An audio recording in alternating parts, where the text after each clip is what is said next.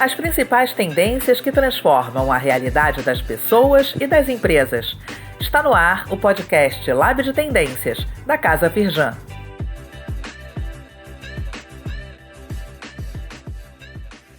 Muito bem-vindas, muito bem-vindos ao primeiro episódio do podcast Lab de Tendências da Casa Firjan.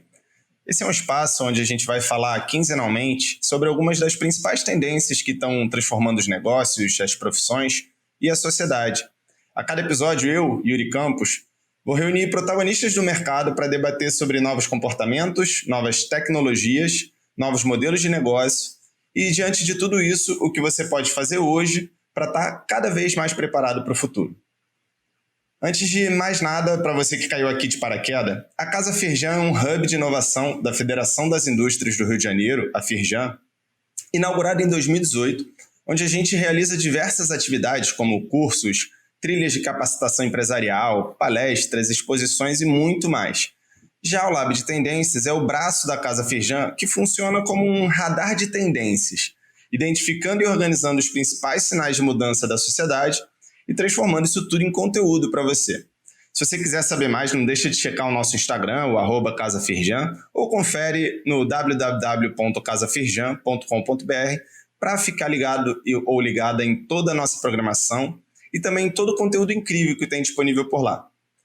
Bom, o objetivo desse primeiro episódio é falar sobre as 3 macro tendências, ou seja, cenários de futuros possíveis, elaborados aí pelo Lab para 2022 e 2023, e debater também um pouquinho sobre como que a gente chegou até elas.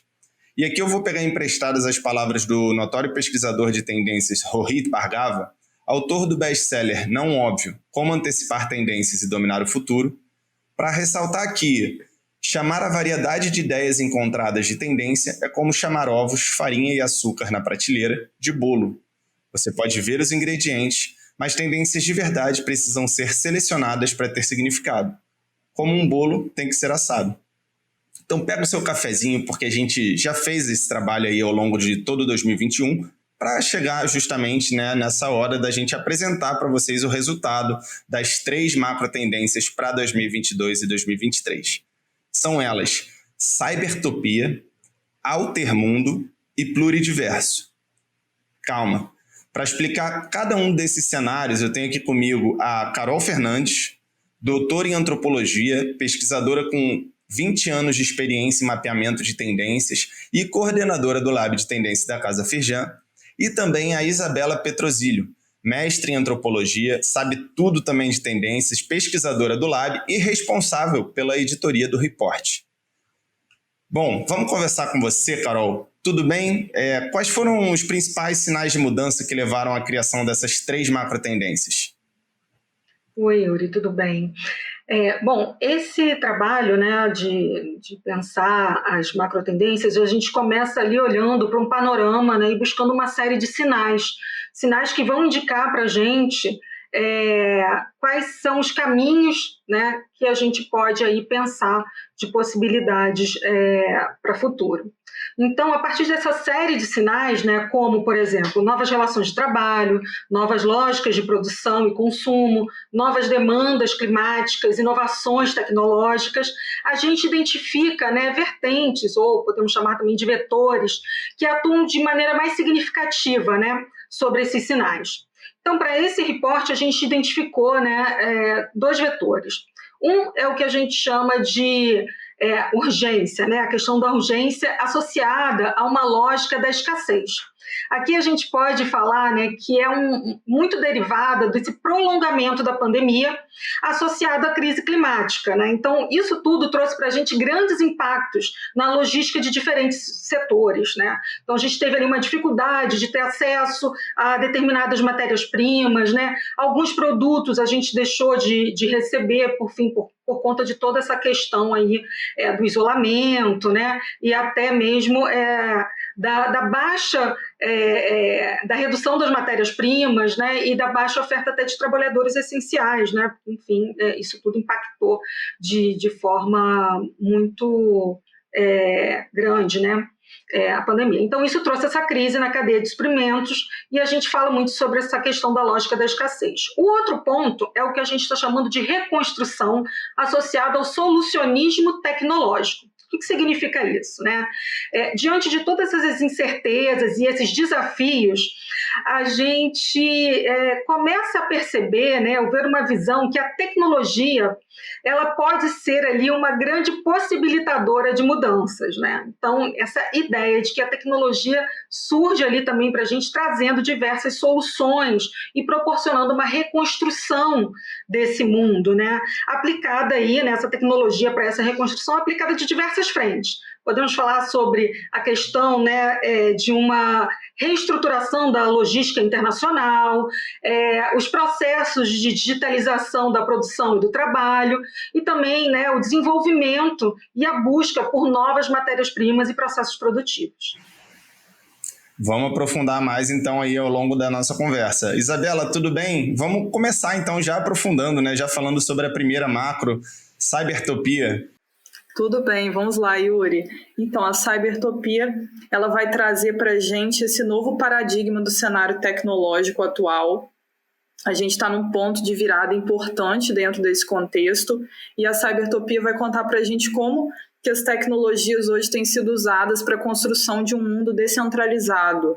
Então, aqui a gente está falando de vários termos que têm despontado aí na mídia, Web3, NFTs, blockchain, todo esse universo, metaverso também está tudo aqui dentro da Cybertopia. Então, é um ponto de atenção importante para a gente, essa macro tendência. Boa. Deixa eu só dar uma contextualizada, então, Isa, desculpa te interromper, mas acho que é bom contextualizar para o nosso ouvinte, né? Caso ainda não esteja muito familiarizado com esses termos, porque são, de fato, termos novos. Você falou aí Web3, né, que é essa promessa de uma web descentralizada a partir da tecnologia do blockchain, que você cita aí também, que permite diversos organismos, né, redes sociais, empresas de tecnologia, diversas funções que hoje são exercidas centralizadas numa grande empresa. A promessa dessa Web3 é que tudo isso consiga funcionar a partir de entidades descentralizadas, né? Então, acho que é uma nova dinâmica mesmo, é um novo paradigma de internet que a gente está falando, e aí inclui também as NFTs, né, que são os tokens não fungíveis, ou seja, são basicamente um certificado de propriedade digital que dá uma autenticidade a um determinado item digital. São temas muito complexos, né? A gente não vai se aprofundar neles aqui, mas eu acho que vale ressaltar que são temas que a gente ainda vai debater muito ao longo de todos os próximos episódios aqui desse podcast e que a gente já vem debatendo na casa também, desde que a Casa Firjan inaugurou. Então, vale recomendar aqui também os Aquários, né, que é uma série de palestras e debates que acontece regularmente lá na Casa Firjan, por onde a gente já abordou todos esses temas. Então, para quem quiser se aprofundar, já fica aí a dica. Mas fala aí, Isa, continua, por favor. Ótimos pontos, Yuri. Então, ficam aí esses assuntos para a atenção de todos. E agora, voltando aqui um pouco para esse contexto da Cybertopia, 3 questões centrais vão definir a construção desse cenário. Então, a gente tem a demanda por uma tecnologia ética. Então, por que essa questão é tão proeminente? Com a imersão cada vez maior da vida no ambiente digital, a gente tem uma busca pela produção de tecnologias que sigam compromissos sociais e promovam o bem-estar dos usuários.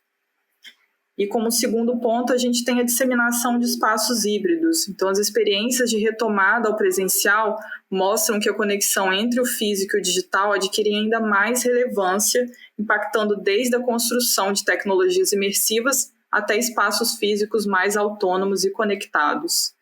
E, por fim, a gente tem esses processos de descentralização, que são a questão aqui central, que estão ligados à proliferação de dados dos mais diversos tipos, convidando a uma busca por uma internet na qual os usuários tenham maior autonomia em relação às suas informações. Isso é um debate que a gente acompanha, que cresce a cada ano mais ainda. Carol, me surgiu uma dúvida aqui com a Isa explicando sobre a primeira macro, a Cybertopia. Cada uma dessas macros são cenários de futuros, né? Não necessariamente vão acontecer as 3 ou elas podem se sobrepor. Como é que funciona isso? Aí, já aproveitando para pegar o gancho dessa pergunta, para explicar também a nossa segunda macro, Altermundo. A gente fala aqui sobre macrotendência, né? O que são macrotendências? São tendências com temporalidades maior, que tendem a continuar, né? Elas vão se desdobrando e elas vão ganhando novas formas. Quando a gente trabalha aqui com as macrotendências, a gente mostra caminhos possíveis de acontecer, né? Então a gente tem forças aí em cada uma dessas macrotendências. São apostas, né? A gente está vendo esses temas e a gente acredita que esses temas aí terão um grande potencial. Pelos temas que a gente está trazendo esse ano, eu acho que o potencial das três é muito grande, né? Agora, é claro, você vai ali na hora de você trabalhar com esses temas, você vai olhar para essas macrotendências e ver, bom, essa daqui me traz desafios e oportunidades interessantes, quais desses temas eu posso trabalhar, ou escolher, né, dentro de cada macro, né, quais são as temáticas mais apropriadas para você desenvolver um trabalho dentro da sua empresa. No caso, né, a gente a Isabela acabou de apresentar o Cybertopia, onde a gente falou sobre essa questão, né, dessa tecnologia para descentralização, um olhar ali, né, para metaverso, né, que ela falou sobre esses espaços híbridos. Então, isso aí vai estar muito forte, né? A gente sabe, a gente já vem acompanhando, mas é importante que cada empresa ali saiba entender como interpretar, né, e como identificar as oportunidades dentro desses temas. Na segunda macro, que é o Altermundo, a gente vai falar também de tecnologia, mas a tecnologia sobre uma outra perspectiva, né? Uma tecnologia pensada para um mundo mais sustentável, né? Para um mundo habitável, preocupando aqui, né, no nosso olhar quais as escolhas que a gente vai fazer em termos de produção, de consumo, né? Tanto como sociedade como quanto empresa, e pensando muito, né, em qual legado que a gente vai deixar para as próximas gerações. Então, a tecnologia aqui nessa macro tendência, ela vai estar muito nesse papel, né, de como eu vou proporcionar às pessoas e às empresas, né, construírem esse mundo mais sustentável. E dentro disso a gente vai ter aí 3 temáticas, né, que é a transparência máxima, onde a gente está falando sobre uma necessidade de ter ali uma cadeia de suprimentos, uma logística bem estruturada, né, e rastreável, e que também as empresas tenham essa preocupação de comunicar de forma transparente os seus processos produtivos, né, as suas relações corporativas com os seus stakeholders, com seus colaboradores, com seus fornecedores.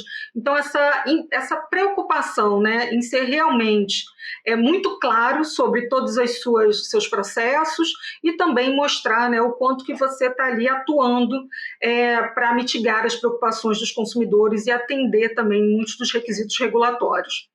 A crise climática ela é fundamental e ambiental para a gente pensar, né, como que a gente vai construir esse mundo mais habitável, né? Não tem como não nos preocuparmos com a crise climática, né? Ela é uma emergência, né? Ela já não ela já passou do nível ali de ser uma crise. E aí a gente tem que pensar como a tecnologia vai trazer para a gente possibilidades de se pensar aqui uma produção mais limpa, né, uma produção com zero impacto, o desenvolvimento de biomateriais e de materiais que tenham menos impacto, né, no meio ambiente, no planeta. A gente pode falar aqui também da alimentação, né, Yuri, que eu sei que é um tema que te interessa muito, né? Então, essa preocupação de repensar a alimentação, né, de desenvolver também aí uma alimentação de laboratório, que a gente fala. E a questão também da economia verde, né, que é a definição de um mercado internacional de carbono focado ali, né, em mitigar e também tentar equilibrar um pouco aí desse impacto que causamos, né, como pessoas, né, como indivíduos e também como empresas, como países aí no meio ambiente. Então a gente vai estar falando sobre formas que a gente tem para diminuir esse impacto, também pensar sobre fontes e energias renováveis. Então, essa macro ela vai trazer esse cenário de possibilidades. E aí eu acho que as empresas podem atuar, aí, tem muitos temas importantes aqui para elas ficarem de olho nesse segundo cenário. É uma macro que fala muito do ESG, né? Também assunto muito falado nos últimos anos, e a gente vê notoriamente diversas iniciativas empresariais que versam com todos esses aspectos que você colocou, né? De repensar a cadeia de produção, de dar mais transparência para essa cadeia e de você ter um olhar, uma atenção, não só, como você falou, capitalismo, stakeholder, né? Não só um olhar para o que você faz para o seu acionista, mas para o que você faz para os seus funcionários e também para o que todas as empresas com as quais você se relaciona também estão fazendo, né? Essa ESG estendido para toda a cadeia de valor. Acho que todos esses assuntos também são assuntos que a gente falou muito no ano passado. Eu vou até colocar depois no descritivo no YouTube uma playlist, então, que eu acho que vale a pena para quem quer se aprofundar no tema, de uma série que a gente fez de debate sobre isso, que tem vários cases, né? A gente fala sobre cases da L'Oréal, a gente fala sobre cases de grandes produtoras de carne no Brasil, a gente fala sobre cases de rastreabilidade de produtos da Pólen, né? E aí incorporando aí a Natura, enfim, diversas grandes varejistas também do Brasil. Acho que é bem legal fazer fica essa dica aí, então, aí pro nosso ouvinte. Sim, boa lembrança, Yuri. Realmente o tema ESG é fundamental e, assim, né, eu acredito muito que essa macro tendência ela é fundamental para todas as empresas. Não dá para não olhar para ela, né? Isa, indo agora para a terceira e última macro tendência que a gente construiu para esse reporte, é pluridiverso. Isso aí, Yuri. Falando agora de ESG, né? Essa pluridiverso traz um dos pontos centrais também de debate muito intenso dentro desse tema, que são as pessoas, né? Às vezes a gente esquece das pessoas dentro do ESG e pensa muito na questão climática, mas é também um tema central. E aqui, nesse cenário, a gente está pensando a tecnologia para fazer uma revisão dos parâmetros da performance, que é um tema já trabalhado à exaustão, inclusive na própria Casa Firjan. A gente trouxe essa temática no passado, no Summit Firjan IEL, Festival Futuros Possíveis, de 2021. E aqui no Pluridiverso a gente está tratando de pautas de equidade nas empresas, novos acordos de trabalho, diante desse cenário de relações remotas e híbridas, que reconfigurou a relação de empresas e funcionários. Para pensar isso, tem um case bem representativo, que são empresas como LinkedIn e Facebook, buscando profissionais especializados na gestão de trabalho remoto. Isso aí é um ponto de atenção para a gente importante. E tem alguns outros destaques dentro dessa macro, que é a questão de novas etiquetas para relações digitais. Então, se muito do que acontece hoje é dentro desse ambiente híbrido, remoto, como que a gente repensa a nossa etiqueta de comunicação para evitar ruídos, evitar mal-entendidos e potencializar as entregas? Então, isso aqui também é um ponto para a gente pensar, né, nessa construção de confiança nesse ambiente remoto. Outro ponto é a reivindicação de direitos. Então, essas grandes mudanças ocasionadas pela tecnologia e suas possibilidades de reconstrução do mundo, como que a gente reivindica experiências digitais mais inclusivas? E, por fim, a gente tem a logística afetiva. Esse momento de reclusão gerado pelo contexto da pandemia, ele alterou a dinâmica de muitas relações e reestruturou acordos familiares e de trabalho também. Então, filhos, animais domésticos, mudança de cidade, novas rotinas, busca por mais qualidade de vida, tudo isso está sendo reavaliado no momento de retomada das relações de trabalho, sejam híbridas ou presenciais. Perfeito. Deixa eu fazer só um parênteses aqui, que eu acho que a gente deveria talvez ter explicado, por caso alguém ainda não esteja familiarizado com o termo ESG, né? A gente está falando de responsabilidade ambiental, social e de governança, que tem sido muito cobrado aí cada vez mais para as empresas. Mas, bom, agora a gente deu um overview aqui, né? Um panorama geral sobre as 3 macro tendências. E aí a pergunta que eu faço para vocês é: como que agora as empresas podem se valer dessas macro tendências, né? Como que você pode usar isso para diversos setores, adaptar isso para a sua área de atuação, para identificar, né, os desafios e as oportunidades do futuro? Posso responder.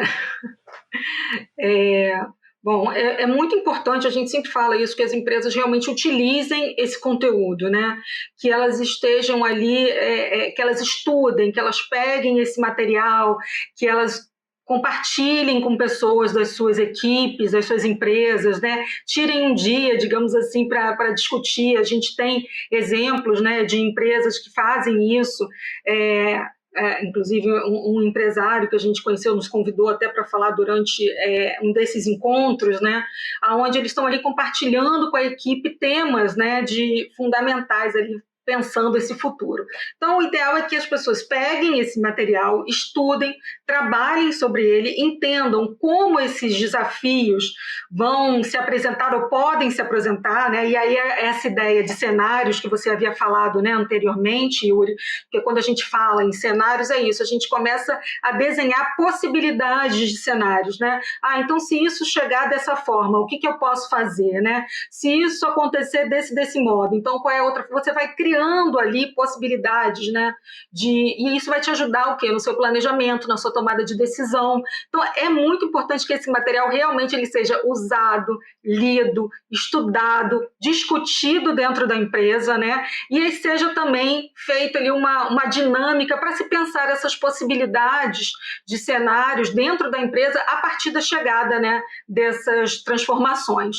Então, isso é fundamental, assim, e as empresas realmente não podem deixar esse conteúdo, eu sempre falo assim, dentro da gaveta, né? A gente conhece diversos casos de empresas que tinham acesso à informação, mas falaram, não, isso não vai acontecer, não vou me preocupar, engavetaram, enfim, a gente soube aí, né, o que aconteceu com setores e empresas que tomaram essa decisão.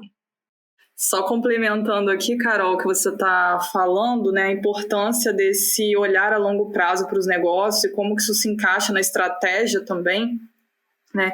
Tem um conceito do escritor e futurista Alvin Toffler, que é o choque de futuro, e ele vai falar para a gente, né, sobre a importância de você não ser surpreendido pelo que está vindo, né? Já ter as ferramentas, já estar equipado com esse olhar para conseguir se adaptar de uma forma cada vez mais veloz às mudanças, né? Uma coisa que a gente fala sempre é que nós não fazemos previsões, mas ter esse aporte, ter esse olhar, o que está acontecendo, como que podem ser esses desdobramentos, né? Especular em cima dos sinais que a gente está vendo hoje e se equipar para se adaptar cada vez melhor a essas mudanças. O contexto da pandemia foi um exemplo clássico aí para a gente ver como que é importante que os negócios estejam alinhados com o futuro para que consigam se adaptar de uma maneira eficaz, né? E para manutenção da relevância dos negócios também.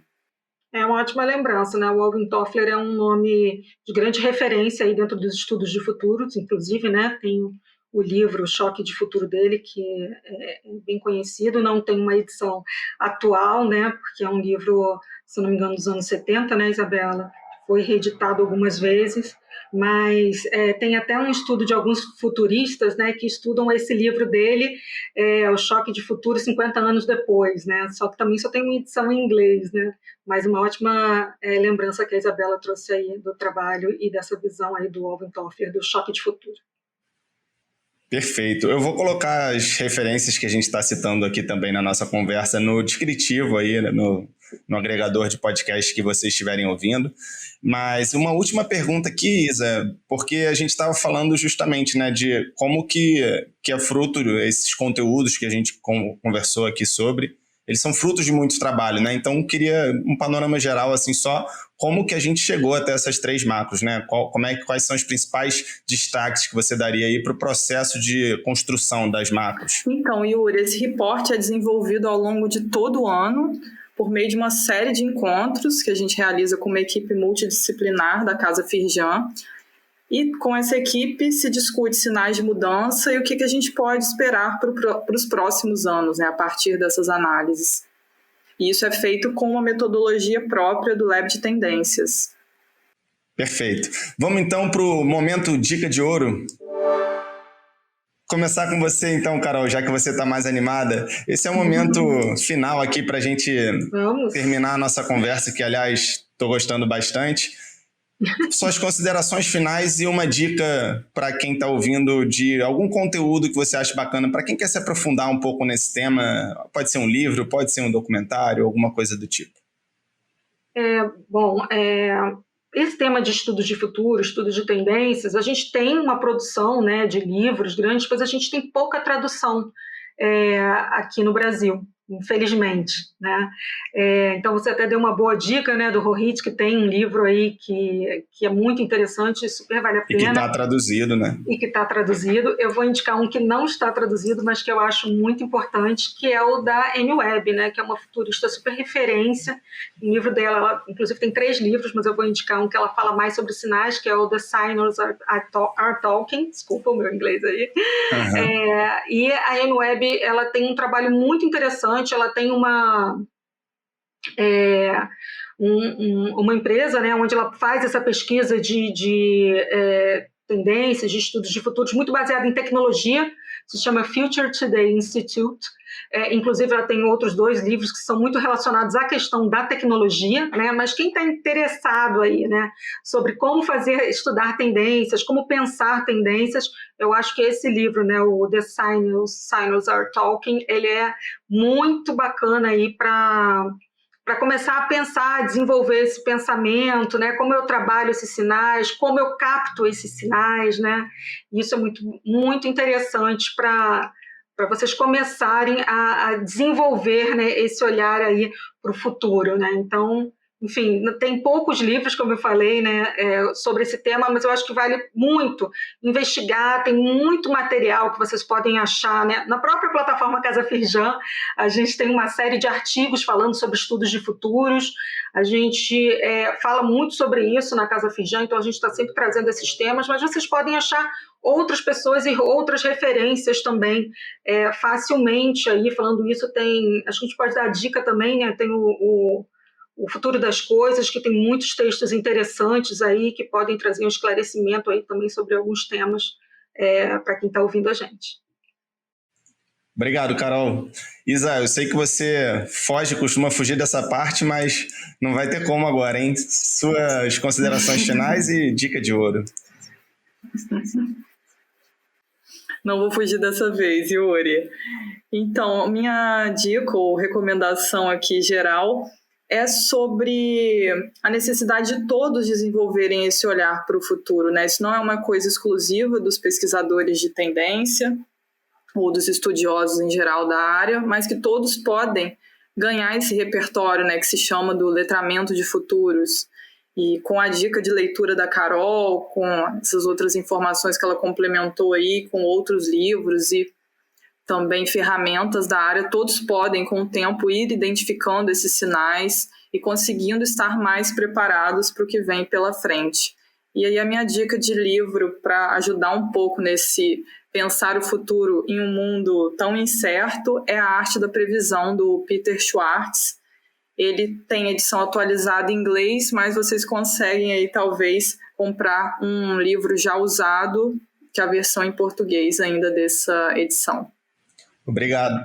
Essa dica da Isabela é muito importante, porque esse é um dos livros considerados mais importantes aí no campo de estudos do futuros, né? O Peter Schwartz, ele trabalhou na Shell, então ele traz aí muito dessa experiência que a Shell foi muito precursora, né, como uma empresa que trabalha cenários, e ele também trabalhou muito na área de entretenimento, né, fazendo parte ali, dando apoio para alguns filmes que falavam sobre futuro, como por exemplo, né, o Minority Report, que é um dos filmes mais famosos aí que utilizou futurismo, né, no seu desenvolvimento. Então, acho que ela deu uma dica aí muito bacana e realmente aí quem não conseguir uma edição atualizada pode recorrer aí a uma edição mais antiga. É um livro fundamental aí para a leitura dos estudos. Excelente. Isso é legal a gente falar também, né, sobre essa aplicação nas empresas, que vem sendo cada vez mais adotado. A gente teve até, no final do ano passado, a Isa citou o Festival Futuros Possíveis, a gente teve a participação da Ivete, que trabalhava justamente na área de estudos de futuro da Disney, né, e cada vez mais empresas adotando isso. Eu vou colocar também, então fica aí como a minha dica, esse painel, essa conversa que a gente teve com a Ivete, tá super fresca, né, aconteceu há poucos meses, então vale muito a pena acompanhar. Eu vou colocar o link aqui também no descritivo aonde você está ouvindo o podcast. Então, muito obrigado, Carol, muito obrigado, Isa, muito obrigado a você que está ouvindo a gente até aqui.